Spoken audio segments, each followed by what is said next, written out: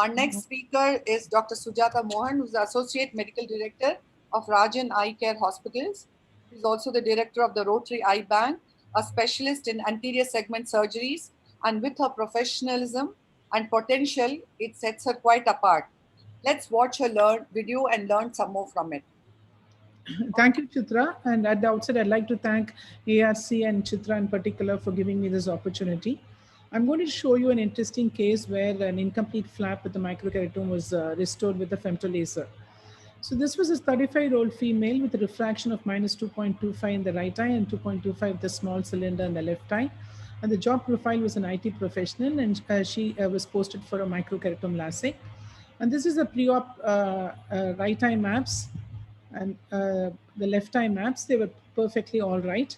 And so the microkeratome LASIK was started, and the machine stopped in between. So you can see there's just a little bit of cut has been made, and it's not even close to the visual axis. So the question was whether to continue with the procedure, or what should be done. So in this case, the reason for the incomplete flap was the sudden stoppage of the machine. So it was an electrical failure. So the options were we could reposition and do the microkeratome cut after 3 months, or do a femtolasic after 3 months, or maybe do a surface laser. But we decided that we will go ahead with converting this into a femtolaser.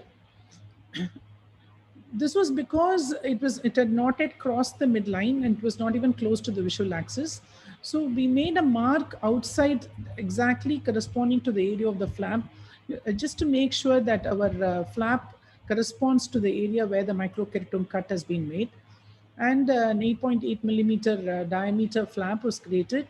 And as the raster cut is made, you can see that the air is escaping very quickly in the area where the microkeratome cut has already been done. And the only difficulty that we had was it was a little bit difficult to lift the flap even on the side where the femto cuts were made. But with great difficulty, I was able to lift it.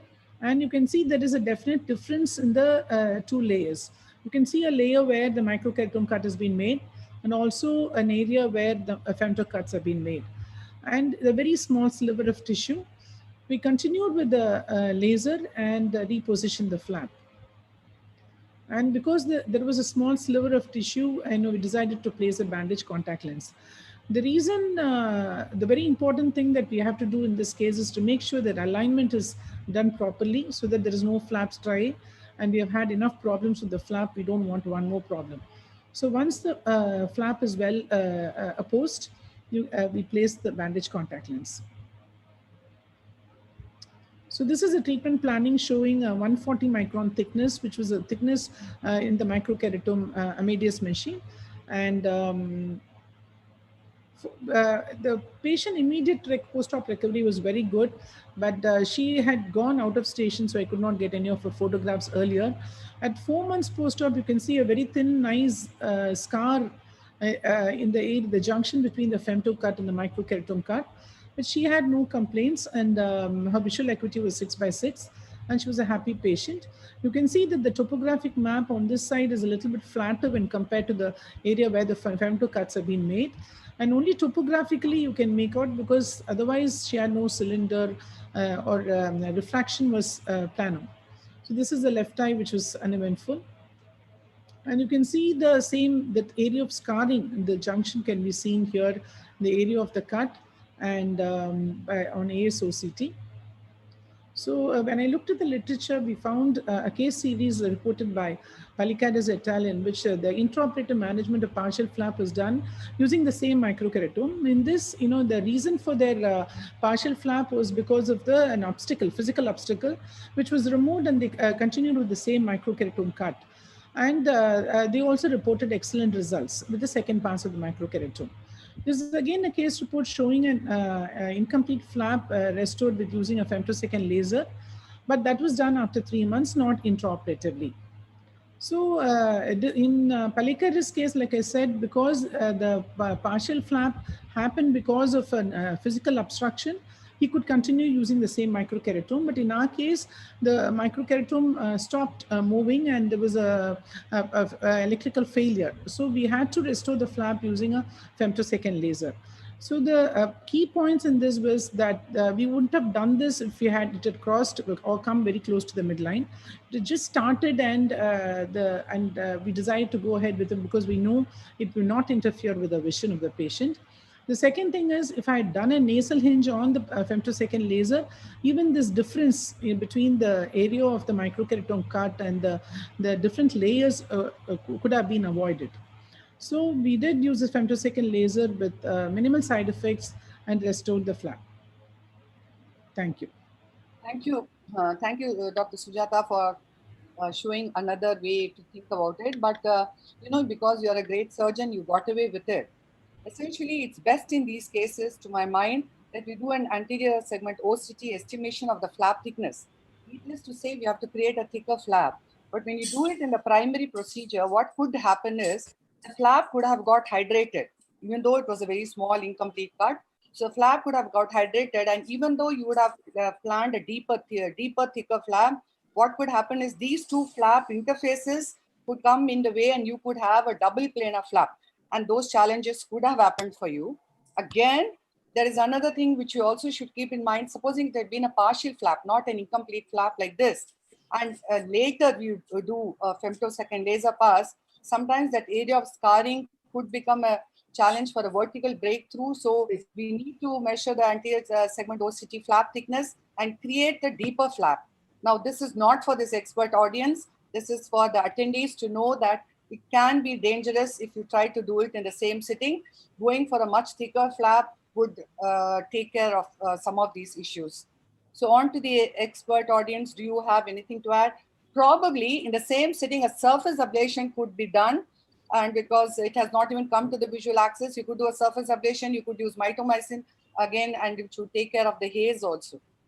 So any other opinions? Yeah, I think that a surface ablation would have been good. And I mean, I would have, in a case of incomplete flap, it's much safer to do a surface ablation, because if you have two planes and if you have slivers of tissue, then they become very difficult to manage. Luckily here, there was just a small ledge and there was no free tissue.